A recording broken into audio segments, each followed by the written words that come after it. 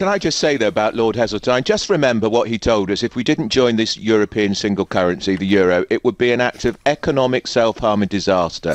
Tell that to the people in Italy who've got the worst unemployment in decades. Spain, the euro has been a basket case, and that's what Lord Heseltine You're is. still not exchanging Christmas cards then, Andrew? No, Michael Heseltine, an old warhorse who's never had a decent word to say about a Tory leader because he never became one himself. He is the Dowager Duchess of the Conservative Party, of course, Andrew.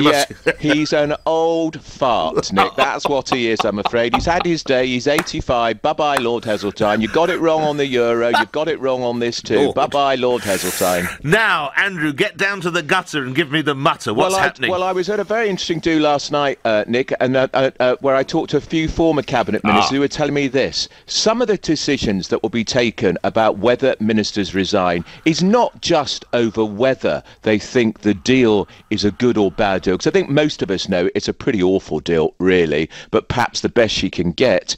But it's how it affects their own prospects of leadership. So, Penny Mordaunt, you were quite right to have a journalist outside her house today, because I think she's probably the most likely to resign, because she is going to have a tilt at the Tory leadership. So, does she stay? How long does she stay? Or does she resign?